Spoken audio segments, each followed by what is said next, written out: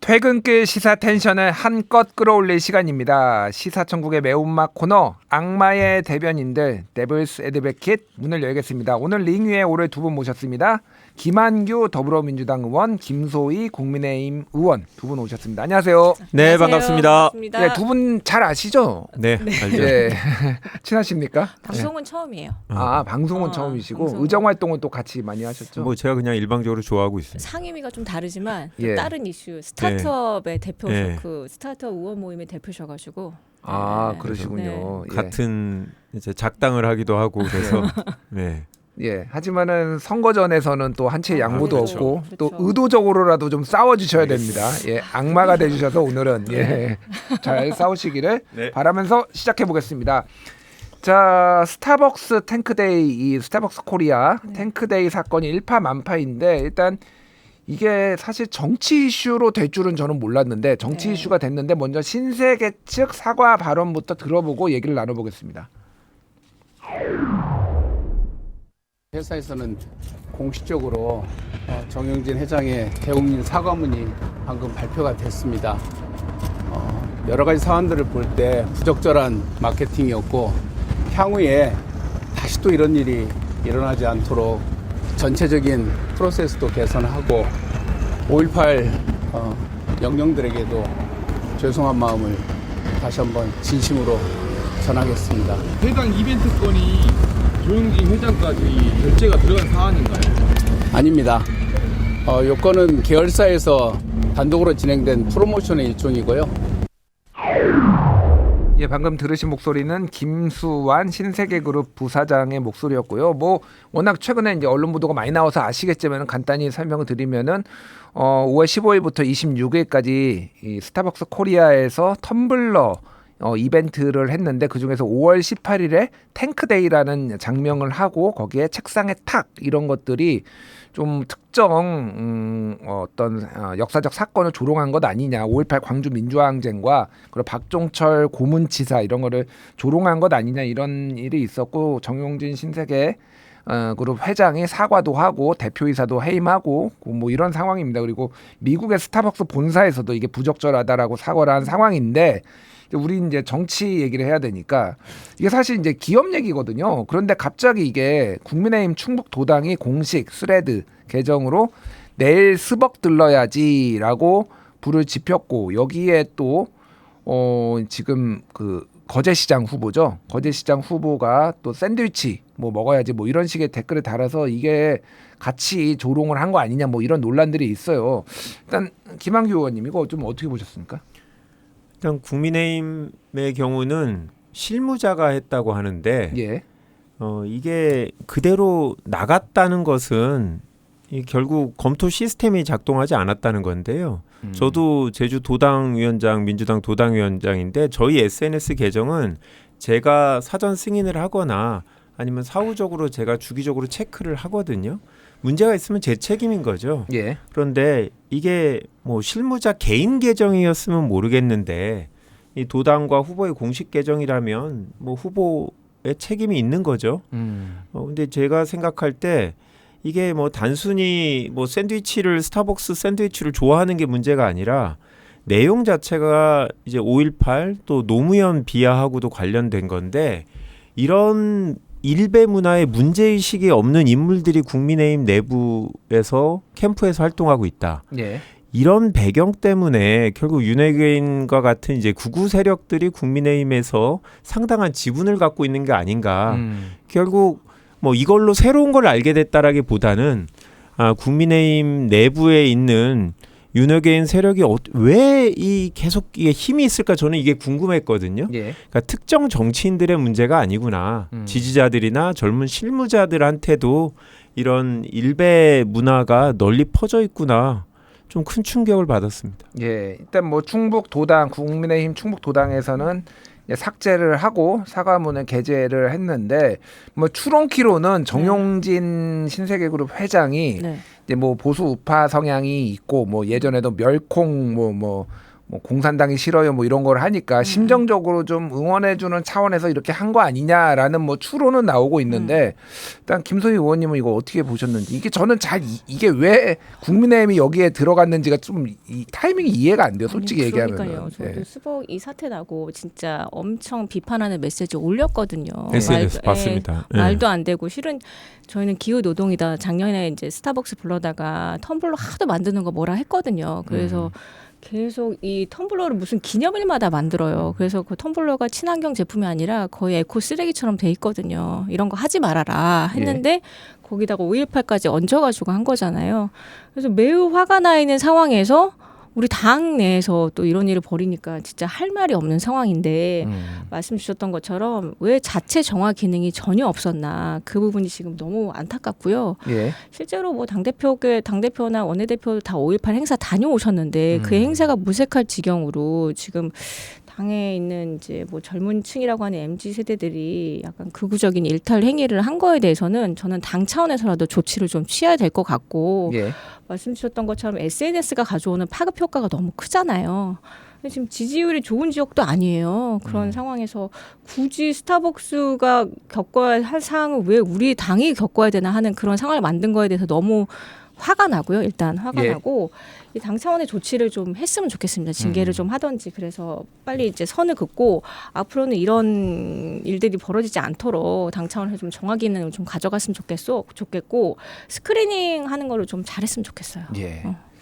보통 이제 이런 거 올리면 이제 고양이가 올렸다 뭐 이런 변명들이 있었는데 잘 모르겠습니다. 이게 약간 굉장히 위험하다라는 생각은 들어요. 이 SNS가 이게 완전히 그 우리 김한규 의원님도 말씀하셨지만은 이게 뭐 당사자 좀 뭐 책임 있는 사람의 어떤 허가가 없이 나가는 것이 좀 위험하다라는 생각 많이 들더라고요. 네. 그러니까 저희도 의원실 안에서 진짜 정말 다양한 생각을 가진 친구들이 있을 거 아니에요. 근데 그런 친구들이 이 스타벅스도 지금 정영진 회장의 결재서는 아니었다고 하지만 스타벅스 내에서도 이게 하나도 안 걸러졌잖아요. 예. 그 뭐 여러 단계로 걸쳤을 텐데 그것도 안 걸러진 채로 나간 거 보면은 우리도 진짜 조심해야겠다는 생각을 합니다. 예, 뭐 정용진 회장이 한 거 아니냐라고 의심하시는 분들도 좀 있기는 하더라고요. 근데 뭐 저는 그래서. 멸콩 저는 공산주의가 싫어가지고 예. 멸공에 대해서는 저는 또 찬성입니다. 아, 멸공 좋아하진 않아요. 멸콩하고는 차원이 다른 문제죠. 아니, 그러니까 멸공- 공산주의를 네. 싫어하는 사람은 네. 많고 이제 그거에 대해서 그 당시는 그거보다는 이제 선거 국면이니까 특정 네. 정당을 지지하는 것처럼 보이는 행보고 나경원 의원도 같이 참여하고 이런 것 때문에 문제가 됐던 거고 이번은 완전히 다른 건데요. 5.18하고 멸공은 예, 다르죠. 신세계 이 부분은 정영진 회장이 관여됐다는 증거는 없죠.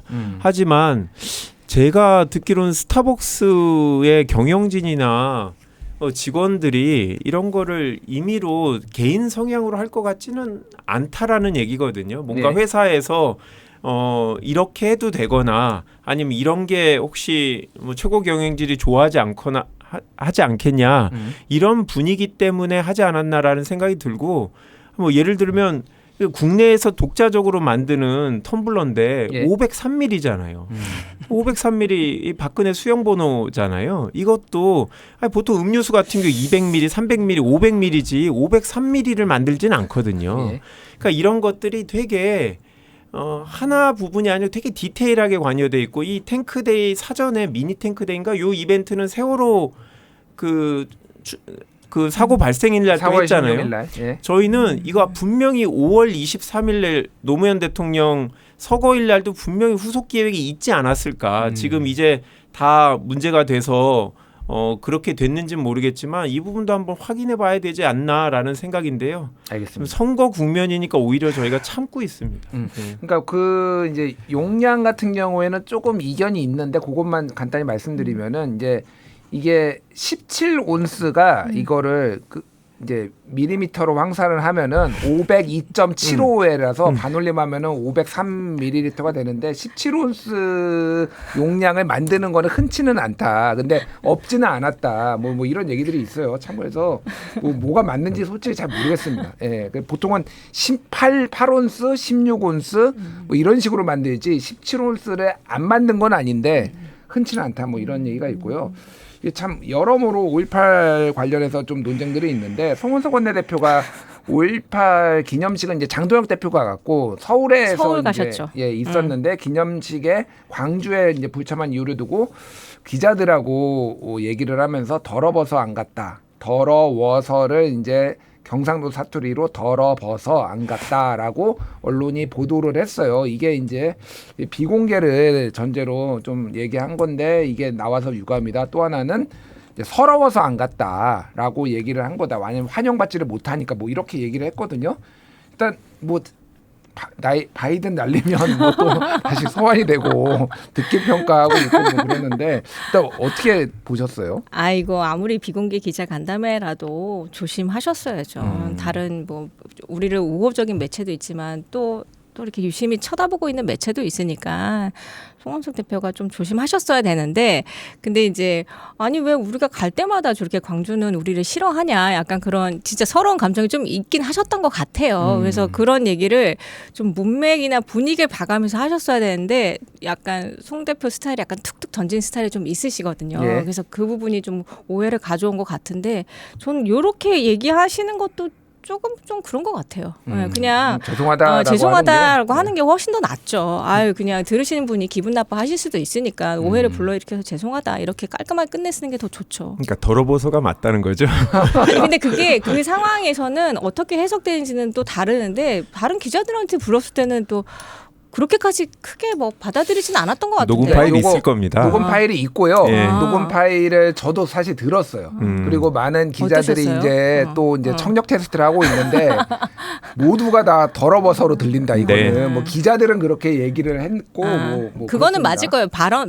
발언 내용 그 워딩은 맞을 텐데 그게 그냥 서럽다라는 뜻으로 해석을 해서 그냥 말씀하셨겠죠. 에이, 뭐 그거는 아닌 것 같고. 대변인단이. 예. 더러워서는 명확한 거고. 아 그러니까 더러워서가 명확한 것 같아. 다만 이제 생각보다 반응이 크지 않은 게 기대가 없어서 그랬던 것 같아요. 예, 광주 시민 여러분들이 뭐 송원석 원내대표에 대해서 기대가 없었기 때문에 뭐 저렇게 얘기를 해도 그냥 국민의힘이 국민의힘 했다라고 생각하는 것 같은데 제가 현장에 이제 광주 5.18에 가서 장동혁 대표가 왔을 때 사실 광주 시민들이 좋아하진 않죠. 서러운 상황일 수도 있어요. 하지만 그래도 오잖아요. 그 부분은 높게 평가받아야 된다고 생각해요. 예. 그런 게 누적이 되면 국민의힘의 그런 노력이 광주 시민들이 조금이라도 이해해주는, 그러니까 인정해주는 이게 쌓이는 건데 근데 문제는 장동혁 대표 갔다라는 건 전혀 국민들이 받아들이지 않고 송원석 원내대표가 더러워서인지 서러워서인지 둘 다 문제잖아요. 네. 뭐 여하튼 서러워도 가는 게 맞죠. 원내대표급이라면. 그런데 참 이번에는 국민의힘 주류가 모든 의원들이 그러진 않겠지만 이제 진심으로 광주 시민들에 대해서 마음을 갖고 있지 않구나 예. 라는 것들을 국민들이 확인하지 않았나 이런 생각이 듭니다. 알겠습니다. 일단 제가 이틀 뒤에 송원석 원내대표랑 같이 방송을 하거든요. 제가 직접 어떻게 파일도 한번 틀어보시죠. 같이. 한번 물어보기로 하고 사실 송원석 원내대표가 송원석 의원이 예전에 김종인 비대위원장의 비서실장이었어요. 그래서 김종인 비대위원장이 광주에 가서 무릎 꿇고 사죄를 했을 때 같이 사죄를 하셨던 분이에요. 그래서 참 어느 게 송원석의 진짜 모습인가 이게 참 잘 모르겠다. 좀 안타깝다라는 생각도 약간 드는 그런 상황입니다. 예. 정청래 대표가 스타벅스 출입 자제령을 오늘 내렸더라고요. 일단 목소리를 한번 들어보고 얘기를 좀 나눠보겠습니다. 독일처럼 5.18이나 다른 이런 민주화 운동에 대해서 조롱하거나 폄훼하는 것에 대해서는 더 강력한 그런 처벌할 수 있는 법을 더 만들어야 되겠다라는 생각을 하고 그것을 추진하도록 하겠습니다. 예, 정청래 대표 목소리였는데 뭐 스타벅스 출입 자제령은 워낙 여론도 안 좋으니까 그럴 수 있다고 보고 뭐 정원호 후보 측도 뭐 텀블러 들고 다니지 마라 이런 얘기도 나왔는데 제가 오늘 가져온 거는 5.18 조롱 처벌법을 추진하겠다라는 게 이게 좀 어떻게 받아들여야 되나? 그러니까 어디까지가 조롱이고 아닌고 이거를 법정에서 다 가려야 되냐? 뭐 약간 오버하는 거 아니냐 이런 얘기들이 나와서 좀 가져온 거거든요. 아니요. 법이 예. 명예훼손에 관련해서는 이미 있죠. 그러니까 5.18하고 그 위안부에 대해서는 법이 있습니다. 예. 허위 사실을 유포하는 행위는 처벌하고요. 당시 법안을 만들 때 형법에 보면 명예훼손도 있고 모욕도 있지 않습니까?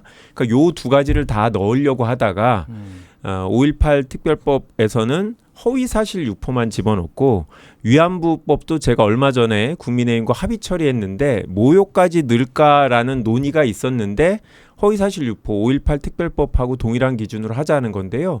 모욕은 지금도 처벌받죠. 예. 다만 이건 특정 사람이 아니라 5.18 유가족, 특히 돌아가신 분에 대해서는 사자 모욕죄가 없거든요.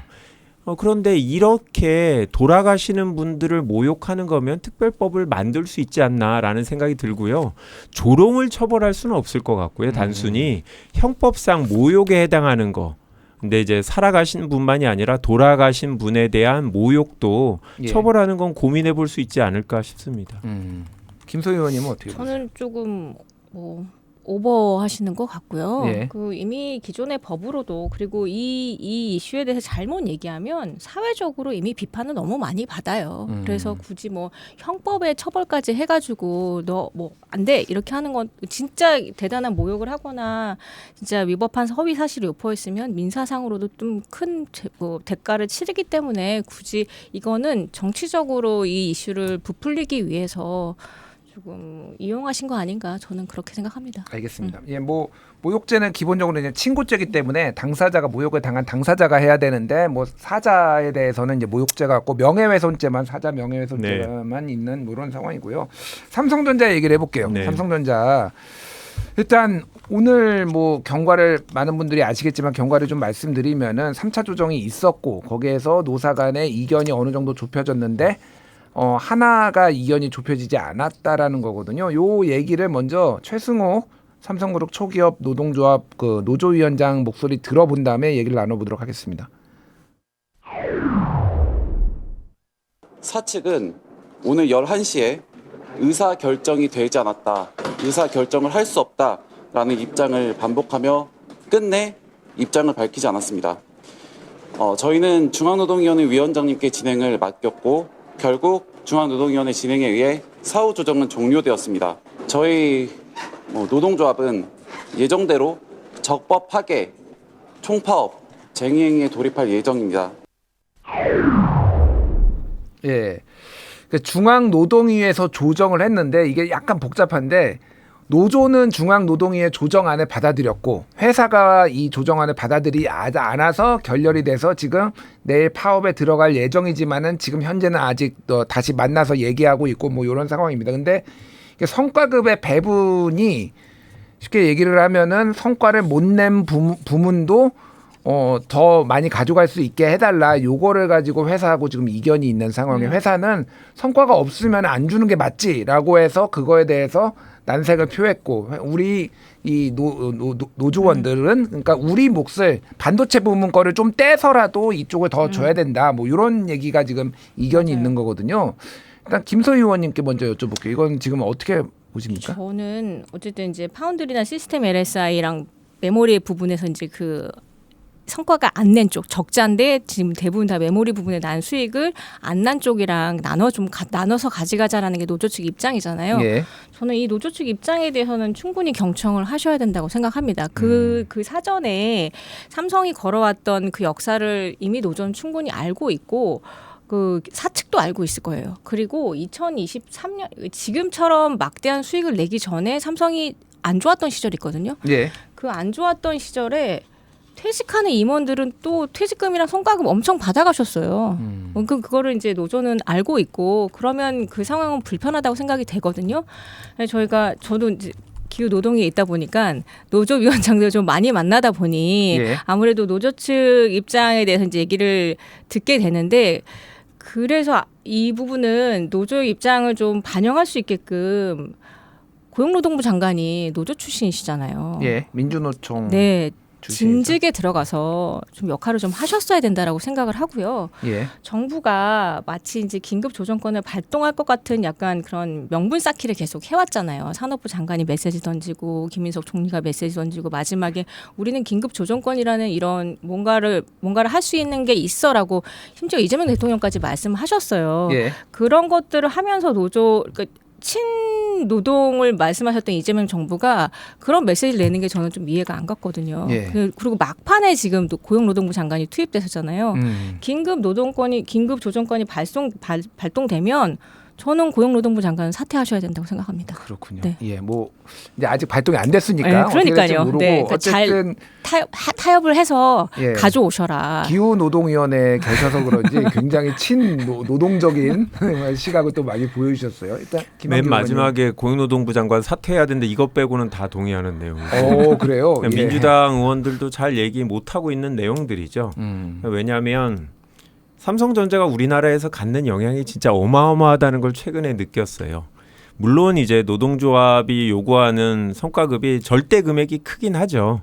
근데 매년 그렇게 가져가는 것도 아니고 지금 최종적인 쟁점이라는 게 노조의 총액을 더 달라는 건 아니고 노조 내부에서 어떻게 배분하는 거에 대해서 이견이 있는 건데 이거는 국민들께서 노사 간에 협의하는 거를 좀 기다려 주셨으면 좋겠고 아직 오늘 시간이 5시간 반 정도 남아 있으니까 뭐 내일 새벽까지라도 합의를 하면 저는 충분히 합의를 할 수 있다고 생각하고요.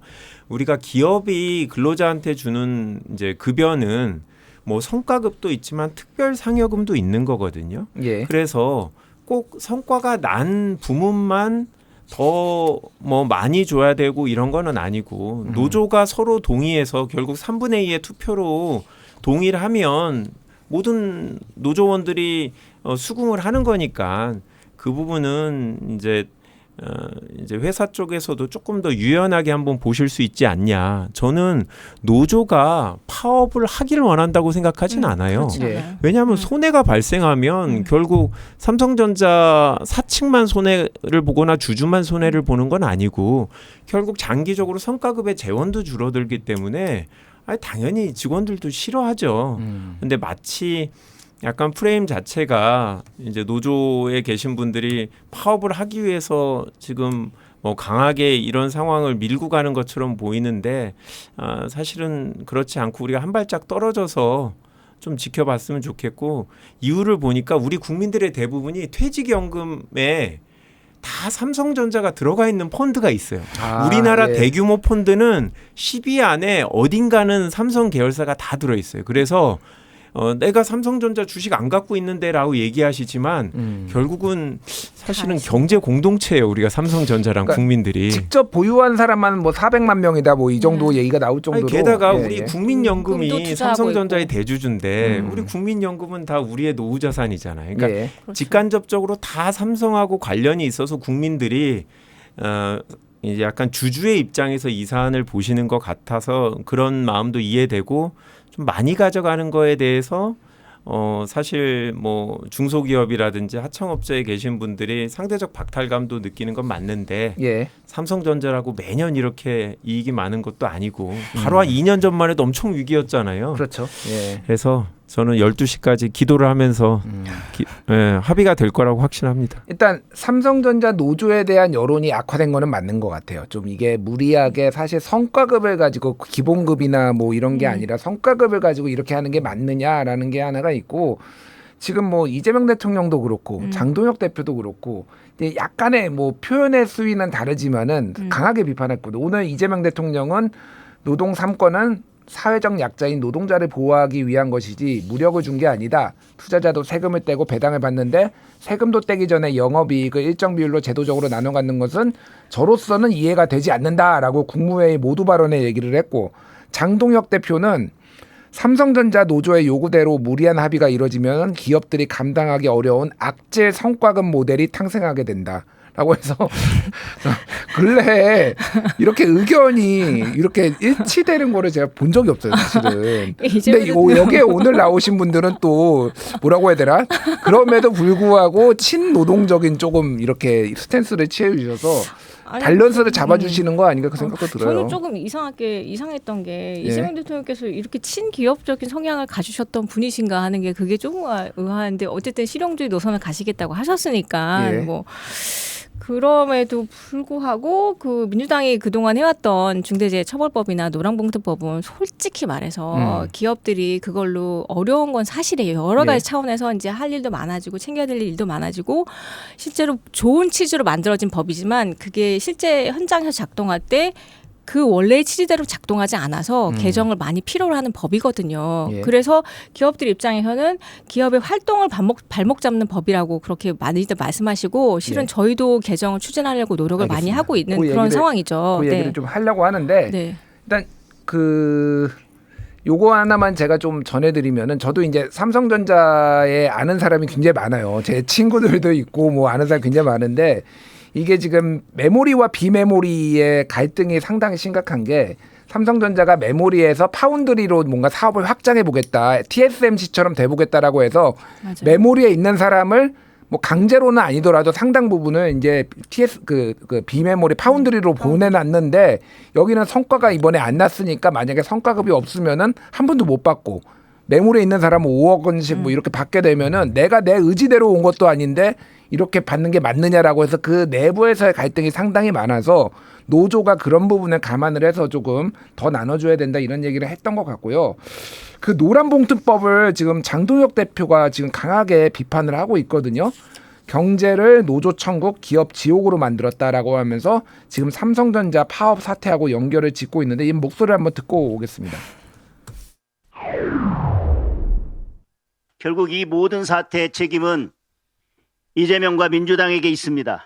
악법을 만들고 민노총의 청구서를 이행하면서 우리 경제를 노조 천국, 기업 지옥으로 만들어 놓았습니다. 이게 오늘 중앙선거대책위원회 회의에서 장도혁 대표가 얘기한 건데 먼저 김한규 의원님께 여쭤볼게요. 노란봉투법하고 삼성전자 노조 파업하고 관련이 있나요? 전혀 없죠. 없어요? 없죠. 그러니까 노란봉투법의 가장 근본적인, 그러니까 가장 중요한 조항은 이 대기업이 실질적으로 하청업체의 근로자들에 대한 지휘 감독을 하고 있는데 법적인 책임을 안 지고 있는 그런 문제, 현대자동차에서 발생했던 문제, 대법원이 인정했던 실질적으로 직접 고용 의무를 지게 하는 거를 법으로 집어넣은 거거든요. 예. 근데 삼성전자는 제가 알기로는 그렇게 일하지 않습니다. 1차, 2차 계열사들에 대해서 삼성전자가 불법적으로 부당하게 업무 지시를 직접 하지 않아요. 그래서 노란봉투법이 생겼다고 해서 삼성전자가 1차, 2차 벤더들하고 직접 노사협정을 해야 되거나 성과급을 줘야 되거나 그런 문제 없습니다. 예. 이거는 삼성전자를 마치 근로기준법을 그동안 위반했던 그런 기업으로 간주하는 거라 이건 팩트에서 잘못된 거고 삼성전자가 명예훼손으로 고소해야 될 사안이 아닌가 싶습니다. 예. 아니 김소희 그렇지는 의원님. 않고요. 이게 파업이 진행됐을 때 그때 노란봉투법이 법 해석 차원으로 갈 수 있는 가능성이 있고요. 만약에 파업이 일어나지 않으면 그 노란봉투법이랑 상관이 없죠. 원래는 하청이 원청을 대상으로 해서 그 교섭을 할 수 있다 그런 차원인데 그 케이스 차원에서는 삼성 노조는 해당 사항이 없습니다. 예. 그런데 성과급을 기업의 경영 판단으로 볼 것이냐, 성과급 배분을 아니면 근로자의 근로조건 개선으로 볼 것이냐, 그거에 따라 해석에 따라서 내가 노동쟁의를 했는데 그 노동쟁의를 불법 파업으로 볼 것이냐, 아니면 괜찮은 것으로 볼 것이냐에 따라서 노란봉투법의 하에서 우리는 마땅히 해야 되는 근로조건 개선이라고 생각해서 파업을 했기 때문에 정당한 행위였다라고 하면 거기에 해당되는 배상 금액이 노란봉투법에 의해서 훨씬 줄어듭니다. 예. 그런 부분 때문에 기업 입장에서는 굉장히 난처해지는 거겠죠. 근데 이런 일이 발생하기 전에 저희는 타협이 되길 바라는 거니까 노란봉투법은 그러니까 파업을 시작했을 때 연계 가능성이 있다. 근데 아니죠. 장동혁 대표가 오늘 발언한 거는 삼성전자 협력업체가 1차가 1,700개, 2차가 2만 개가 넘는다. 이들이 노란봉투법을 타고 본사 수준 성과급 요구하여 직접 교섭 요청하면 삼성이라도 버티겠냐. 이 얘기를 하셨거든요. 그래서 의원님 말씀이 맞는데 장동혁 대표는 이상한 얘기를 했다 이거죠. 네. 제가 가서 말씀드리겠습니다. 네. 알겠습니다. 노동국을 통해서 그리고 말씀드리겠습니다. 그 얘기도 해주세요. 하는 김에. 아니 이재명 대통령 비난해도 돼요. 근데 요즘 무조건 이재명과 민주당 이런 식으로 일부러 대통령이라는 호칭을 계속 빼고 강성으로 가는데 저희도 불만입니다. 똑같은 얘기도 이재명 대통령이 잘못했다라고 하면 우리가 귀담아 듣는데 이재명이 하게 되면 뒤 얘기를 귀에 들어오지가 않아요. 전 국민들의 상당수도 태도를 볼 거라고 생각하는데 왜 저렇게 표현을 쓰시는지 모르겠어요. 예, 알겠습니다. 그러니까 노란봉투법이 하나는 실질적 지배력을 행사하는 원청이 하청에 대해서 책임을 지고 교섭을 해라라는 게 한 축이 있고, 하나는 노조에 대해서 과도한 손배소를 제한을 해서 예전에 맞아요. 쌍용차 노조원들이 이렇게 극단적 선택을 하는 이런 일들을 방지하자라는 건데, 지금 후자 쪽에 이제 오늘 뭐 중앙일보나 보수 언론 쪽에서는 100조 원 피해나도 삼성전자 노조가 노란봉투법 믿고 이렇게 파업하는 거다, 뭐 파업하려고 하는 거다, 뭐 이런 식으로 이제 보도를 하고 그런 프레임들이, 그런 시각들이 있다라는 거 말씀을 드리고요. 그러니까 제가 이제 궁금한 게, 이게 영업이익 몇 프로 요구가 이제 노조에 약간 지금 스탠다드가 됐어요. 이게 SK 하이닉스가 쏘아 올린 폭발했잖아요. 공이 지금 네. 일파만파입니다. 어떻게 네. 보세요? 이걸 김한규 의원님은 지금 어떻게 보세요? 그러니까 계산 방식이 영업이익이면 뭐 약간 세금 전에 노조가 성과급을 많이 가져가면 세금을 적게 내게 되는 효과도 있지 않냐, 예. 이런 문제의식이 있는 건 맞아요. 그런데 영업이익이 아니어도 좋고 여하튼 산정 방식을 좀 더 명확하게 노사 간에 정해서 투자하는 주주들도 이익이 이 정도 나면 성과급이 어느 정도 가서 회사의 비용이 이 정도겠구나라는 거를 예측할 수 있게 할 필요는 있다고 생각해요. 근데 지금까지는 어떻게 했냐면, 회사가 장기적인 투자가 필요하다고 하면 그런 투자 금액들은 다 공제하고 나서 나머지 금액에서 특별상여금 내지 성과급을 줬기 때문에 직원들은 항상 언제 받을지 모르고 회사의 처분만 기다렸던 문제가 있거든요. 예. 그래서 만약에 영업이익을 기준으로 하는 게 부적절하다고 하면 다른 수치를 쓰더라도 노사 간에 약간 예측 가능성이 있는 산정 체계를 이번 기회에 만드는 건 필요하다라고 생각합니다. 투명성을 높여야 된다. 네. 쉽게 얘기하면은. 예, 저도 같은 알겠습니다. 의견이고요. 하이닉스 같은 경우는 뭐 가전 부분도 없고 해서, 그리고 그 상한 제한 그런 것도 없어가지고, 그 전에 하이닉스가 뭐 수익이 안 좋았을 때 그 노사 간에 이제 이미 그런 뭐 다툴 여지가 하나도 없는 상황에서 막대한 수익이 났을 때 그 뭐 딱 노사 간에 다툴 여지가 없는 상황에서 했기 때문에 정말 공을 쏘아 올렸고, 예. 실은 삼성전자 같은 경우는 이번에 진짜 천문학적인 수익을 낸 건 사실이고 앞으로도 그럴 거잖아요. 그래서 이런 부분에 대해서는 성과급 체계를 다시 투명하게 보긴 봐야 될 것 같아요. 그러니까 기업 입장에선 지속 가능성 때문에 뭐 향후 투자하는 비용까지 다 계산해가지고 그걸 다 제외하고 나면 이 정도가 남았으니까 그걸 가지고 나누겠다 하는데, 뭘 제외하고 뭘 제외하고 뭘 제외하는 부분에 대해서는 노조는 모르거든요. 근데 한 가지 저희 정부 여당에서 이 사안에서 불만이 있는 건 어떤 거냐면요. 예. 저는 이제 산업통상자원위원회에 있습니다. 약간 친기업적인 위원회인데, 예. 저희가 한 몇 년 전에 삼성이 어렵다고 반도체 회사들에 대해서 뭐 용수라든지 이런 시설 기반하는 것도 다 법으로 지원하게 해주고, 세금도 많이 깎아줬죠. 그렇죠. 세금도 깎아줬죠. 법인세도 네. 깎아줬죠. 그리고 그 당시에 이제 고동진 의원 같은 경우 삼성전자 사장 출신이어갖고 계속 반도체 지원해야 된다라고 하셨거든요. 국민의힘 강남병 예. 의원님. 예. 그런데 결국은 국가의 재정이 다 들어갔는데, 물론 사업이 잘 돼갖고 법인세를 많이 내시는 건 좋은데 이제는 총액으로, 근데 다른 기업에 비해서는 혜택을 많이 받았고, 근데 결국 이거에 대해서 이익이 났는데 세금을 좀 더 내시거나 그러지 않고 회사에서 주주든 근로자든 이게 자체적으로 회사 관여자들이 나눠 갖는 건 고통 분담은 국민들이 같이 했는데 결국 과실은 네. 회사 내부에서 싸우고 있는 거 아닌가라는 인식은 있습니다. 그렇군요. 이제 이거를 누구의 이익으로 봐서 어떻게 분배할 것인가가 정말로 이게 너무 그거는 농민들도 받아야 된다. 한미 FTA 하면서 반도체 그러니까요. 해줬는데 농민들이 네. 피해봤다고 해서 이제 어. 민주당에서 죄송합니다. 어느 의원님이 네. 그 말씀하셨고 그랬어요. 어려운 문제다. 어려운 문제. 그래서 예. 이제 국민배당금이라는 내용을 또 한번 뚝 던져보시기도 하셨는데, 실은 이런 막대한 이익을 낸 게 저희가 또 처음이잖아요. 그리고 그거를 어떻게 투자할 것인가, 어떻게 배분할 것인가는 사회 논의의 장으로 한번 가져오긴 해야 될 것 같아요. 이번 기회를 계기로. 알겠습니다. 자, 서울시장 얘기해 볼게요. 이제 텐션을 올려서 싸워야 되는 시간이. 최근에 이제 GTX 삼성역 지하 5층에 철근 누락 사건이 있는데, 뭐 많이들 아시겠지만 짧게 요약을 하면은 지하 5층의 기둥에 철근이 2개씩 들어가야 되는데 이거를 하나씩만 넣어가지고, 기둥이 엄청 크고요. 그 안에 이제 기둥이 2개씩 쌍으로 들어가야 되는 게 하나씩 들어가서 2,080개 기둥에 2,570개의 철근이 누락이 됐다라는 사실이 작년 10월에 알려졌는데 서울시가 이거를 자체적으로 현대건설이 그거를 서울시에 보고를 했고 그거를 서울시가 자체적으로 이제 보강공법을 통해서 해결하려고 하다가 올해 4월 말에 국토부에 보고를 했습니다. 그래서 이게 일부러 오세훈 시장 퇴임 이후에 보고를 한 것 아니냐. 그리고 자체적으로 이거를 해결을 해서 안전진단을 안 하고 얼렁뚱땅 넘어가자는 거 아니냐. 뭐 이런 이제 논쟁들이 아니다. 보고를 했다. 뭐 이런 것들이 있었어요. 일단 오세훈 후보 발언이 오늘 있거든요. 요거부터 먼저 듣고 오겠습니다.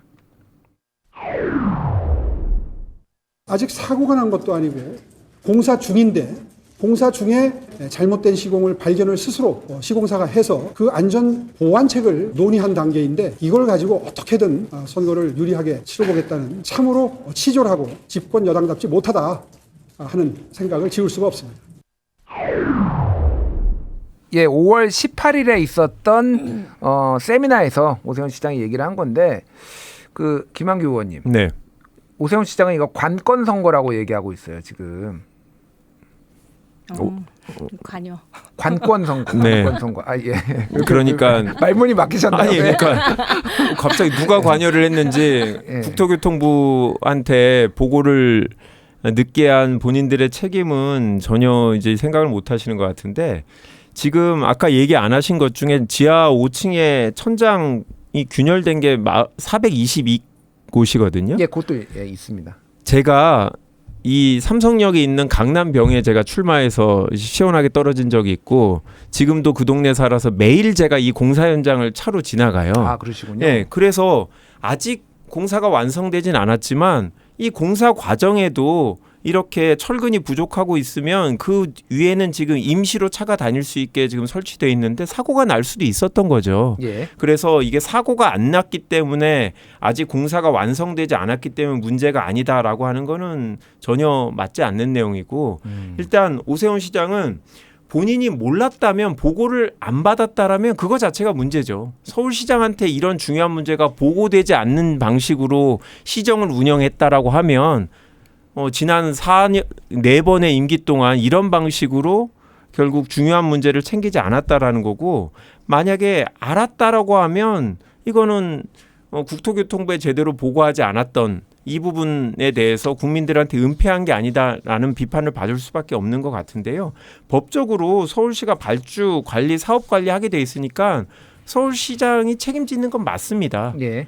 그리고 본인이 몰랐다 하더라도 이거는 서울시가 작년 11월에 알았는데 국토부에 알리지 않았다는 것 자체가 문제가 되는 거죠. 몇 개월 동안. 알겠습니다. 김소희 의원님. 네. 제가 보기에는 조금 너무 억지 주장하시는 것 같은데 일단 서울시는 이제 현대건설이 자체적으로 보고를 하고 그 자체적으로 보고한 걸 가지고 국가철도공단하고 국토교통부에다 함께 보고를 했다라는 게 말이고요. 그 담당자에 의하면 예. 그리고 거기에 맞는 안전 조치를 했다라고 하는 거예요. 근데 이제 오 시장의 답변이 뭐 나도 뉴스를 보고 알았다 이 답변은 잘못된 답변이죠. 어쨌든 서울의 행정 시스템 자체가 워낙 서울시장 밑에 본부장급에서 다 전결로 시스템 할 수 있는 그런 시스템일 수도 있을 것 같고 예. 만약 그 시스템에 의거해서 만약에 이거를 진짜 누락했다라면 문제인데 누락하지 않았고요. 안전점검 다 했고 거기에 필요한 조치를 보강하는 작업들을 다 했어요. 근데 민주당의 주장대로라면 그거에 관련된 국가철도공단이나 국토교통부도 같이 은폐한 거가 되기 때문에 이거는 약간 억지 주장인 것 같고 정원호 후보가 워낙 네거티브 쪽 관련된 공격을 많이 받고 있다 보니까 이제 공약 발표도 제대로 못하고 주폭 논란도 있고 뭐 여러 가지로 문제가 있다 보니까 뭔가 오세훈 시장을 공격하기 위한 네거티브 뭔가를 하나 잡은 것 같아요. 그래서 예. 뭐 순살 아파트 같은 그 프레임을 씌운 거잖아요. 순살 GTX. 근데 순살 아파트는 실제로 뺀 건 사실이고요. 그래서 그거 이제 그 추후에 난 거지만 저희는 사전에 시공사가 다 보고를 해서 그 보강 조치를 다 했다라는 거잖아요. 예. 그거랑은 좀 다른데 이미 악의적인 프레임을 좀 씌운 것 같습니다. 그러니까 정확하게는 이제 현대건설이 하청업체한테 맡겼는데 하청업체가 도면을 잘못 보고 두 개씩 넣어야 되는 철근 하나씩을 넣은 거를 현대건설한테 보고를 했고 그래서 자체적으로? 현대건설도 다시 서울시에 보고를 해서 보강 공사를 하겠다 뭐 이런 얘기인 것 같은데 그 예. 아까 보고했다는 게 저희가 현장을 방문했을 때 현장 소장이 23일 날 철근 누락을 인지했다. 10월 23일. 예. 그리고 10월 30일 날 서울시 보고를 했다고 했어요. 그런데 바로 다음 달인 11월 5일 날 부시장이 현장에 방문을 했거든요. 근데 그 당시에는 몰랐다라고 주장을 하고 있어요. 서울시 부시장이 행정부시장이 왜 그 서울시 보고를 받자마자 5일 후에 현장을 갔을까? 근데 당시에는 몰랐다. 그 이후에 알았다고 주장하는데 저희는 그때부터 문제가 있으니까 부시장이 현장을 갔을 거다. 그리고 이런 문제에 대해서 과연 오세훈 시장한테 보고를 안 했을 거냐? 안 했다고 하면 여하튼 행정적으로 책임을 져야 되는 거죠. 부시장이 이런 걸 알고도 몇 개월 동안 국토통부에 제대로 보고하지 않은 거에 대해서는 관리 책임은 최소한 져야 된다. 오세훈 시장이. 예. 그런 말씀 드립니다. 알겠습니다. 앞으로는 이런 문제 불안해서 어떻게 5번째 기회를 줄 수 있느냐 이런 말씀을 드립니다. 알겠습니다. 그 오세훈 후보가 이제 정원 후보한테 제기한 뭐 의혹들 공격들이 뭐 칸쿤 외유 출장 의혹이 초반에 있었고 뭐 성동구 국당 논란도 있었고 최근에는 이제 31년 전 1995년에 있었던 주폭 사건 이게 있었습니다. 그래서 이거와 관련해서 또 최근에 이제 김정철 개혁신당 후보가 판결문을 입수해서 공개를 했는데 네. 심신미약을 주장했는데 그게 재판부에서 받아들여지지 않았다. 그러면서 심신미약을 주장하는데 이거 어떻게 5.18 가지고 논쟁한 거는 기억하고 거기서 심신미약을 주장하냐 뭐 이런 주장까지 나왔어요. 일단은 뭐 이 사안은 좀 어떻게 보십니까, 김 여러 가지 면에서 막 이거를 뭐 네거티브라고 말씀하시는데 그 천만 서울 시민의 입장으로서는 꼭 이거에 대한 답을 들어야 될 것 같습니다. 정원우 후보에 대해서 실제로 여정 후보한테 외박을 하자고 얘기를 했는지 안 했는지 이거는 저는 기억에 있을 것 같아요. 그리고 이거는 본인한테 굉장히 치명타인데 이 부분에 대해서 답을 못 주고 계세요. 그리고 30년 전인데 보세요. 유흥업소 외박 여정업원 그 똑같은 케이스가 지금 다시 칸쿤 외유 여직원 예. 이런 비슷한 프레임으로 나타나고 있잖아요. 그러니까 서울 시민들도 이거 뭐야? 뭐 사람 하나도 안 바뀌었네 이렇게 생각하실 수도 있기 때문에 이 부분에 대해서는 정원호 후보가 아니다. 나는 그런 얘기 한 적이 없다라고 명확하게 그냥 간단한 답변이니까 명확하게 얘기를 해야 되고요. 그리고 진짜 이거 네거티브 선거가 안 되려면 저는 정책 토론을 좀 했으면 좋겠는데 정책 토론에 안 나오셔요. 그래서 오늘 김재섭 의원이 발의한 게 시도지사 토론에 3번 이상 해야 된다. 지금 한 번 이상으로 돼 있죠. 예. 그러니까 그러기에는 1,000만 이상의 경기도나 서울 시민들이 정책 공약을 서로 디베이트하는 걸 듣기에는 너무 부족한 것 같아요. 알겠습니다. 저도 같이 공동 발의를 했는데 이거는 반드시 해야 될 것 같습니다. 알겠습니다. 아니 뭐 그렇게 하는 건 좋아요. 법 통과 시켜주세요. 법적으로 3번 하는 건 좋아요. 지금 경북도지사도 국민의힘 도지사 토론회 더 이상 안 하겠다고 하거든요. 그러니까 똑같아요. 항상 지고 있는 쪽에서는 더 하자고 하고 이기는 쪽에서는 덜 하자고 있는 거는 항상 반복되는 거고 사실 토론회 무용론도 있죠. 뭐 그래도 저는 법적으로 뭐 늘리는 거에 대해서는 찬성이에요. 지난 대선 때 대선에 3번 하기로 돼 있는데 2022년에 그 윤석열 후보가 손에 왕자 써 있는 걸 국민들이 다 보고도 선택을 해주셨잖아요. 그래서 토론회를 국민들이 제대로 보시는지는 약간 의문인데 여하튼 법적으로 늘리는 거는 좋고요. 다만 이 아까 심신미약 이런 거는 법적으로 술 먹으면 항상 주장하는 겁니다. 술 먹어서 합리적인 판단을 못했다라는 게 심신미약이지 기억을 하나도 안 난다라는 건 아니고요. 정말 뭐 여정업원 이슈가 있는지 이런 거는 선관위 주최하는 토론회가 있으니까 오세훈 시장이 물어보시면 정원호 구청장이 명확하게 후보가 그런 사실이 없다라고 답변을 할 거고요. 항상 지는 쪽에서 하는 행태를 오세훈 시장이 그대로 보여주고 있어서 국민들이 볼 때는 그냥 오세훈 시장이 지고 있구나. 예전과 달리 마음이 좀 급하구나. 라는 것만 기억에 남지 않을까라는 생각입니다. 예. 그러기엔 지금 여론조사 지지율이 너무 접점을 가고 있어서 저는 여론조사는 이제 여론조사 한 기관에 따라 다 이상하게 나오기 때문에 여론조사 기관은 여론조사해야 된다고 생각하지만 그래도 전반적으로 여론조사의 추이를 보게 되면은 정원호 후보와 오세훈 후보의 추이가 점점 좁아지고 있는 건 사실이거든요. 그래서 그런 부분에 있어서 정원호 후보도 지금 조금 뭐 민주당 내에서도 지금 발등에 불이 떨어진 거 아닌가 그렇게 생각을 합니다. 불 떨어진 거 맞아요. 근데 사실 맞는데 그거는 정청래 대표가 이미 그 네거티브가 단기적으로는 효과가 있죠. 그런데 6월 3일까지는 그렇게 원하시는 선관위 토론회를 통해서 국민들께서 판단하시면 에이 뭐 그럴 정도는 아니구나라고 생각하실 겁니다. 조선일보 의뢰로 여론조사 기관 매트릭스가 5월 16일부터 17일까지 서울시 지역 18세 이상 유권자 800명을 대상으로 휴대전화 가상 번호 전화 면접인데요. 정원호 민주당 정원호 40, 국민의힘 오세훈 37. 그래서 플러스 마이너스 3.5 오차범위이기 때문에 이 오차범위 내에서 두 후보가 접전해 버리고 있다라고 말씀을 드리겠습니다. 지금 민주당에서 정청래 대표가 지금 영남 선거도 언급을 하고 지금 굉장히 붙었다, 접전이 어렵다 이런 얘기가 나왔거든요. 그렇게 정청래 대표가 얘기를 한 거는 실제 당에서도 그렇게 보고 있는 건가요? 네, 그렇습니다. 선거가 이제 다가오면서 국민의힘 지지층들도 결국은 뭐 여론조사 때 그동안은 실망한 이제 지지층들이 적극적으로 응하지 않다가 네. 이제는 뭐 응하고 계신 것 같고, 기본적으로 우리나라 전체에서 뭐 중도를 제외하고 진보하고 보수의 지지층이 크게 차이 나다고 생각하지는 않습니다. 저희가 선거운동을 잘못하는 부분도 일정 부분 있겠고요. 뭐 그러다 보니 뭐 아무래도 그런 실정을 국민의힘이 노리고 들어온 게 일정 부분 주요한 부분도 있고, 저희도 반성하는 부분도 있고, 선거까지는 더 낮은 자세로 선거운동을 해야겠다라는 경각심 차원에서 당대표가 조금 더 강하게 얘기를 하시는데요. 예. 그래도 뭐 지금처럼 가면 기회가 있지 않을까 기대하고 있습니다. 알겠습니다. 김소희 의원님, 뭐 지금 열세긴 한데 지금 네. 뭐 야당은 어떤지 짧게 말씀해 주시죠. 이재명 대통령 지지율 생각하면 저희가 너무 불리하긴 하는데, 그래도 민주당의 후보들에 비해서 우리 당의 현역 단체장 후보들이 여러 가지 정책 역량이나 다른 거 이제 현재 해왔던 결과만으로 그렇게 판단을 해주실 것 같아요. 그걸 좀 믿고 그 부분을 강조해서 갈 수밖에 없을 것 같습니다. 예, 선거가 2주도 안 남았는데 또 어떤 변수들이 있을지 가장 중요한 거는 말실수, 막말, 논란 안 하는 겁니다. 예, 지금까지 김한규 더불어민주당 의원, 김소희 국민의힘 의원이었습니다. 두 분 감사합니다. 네, 감사합니다.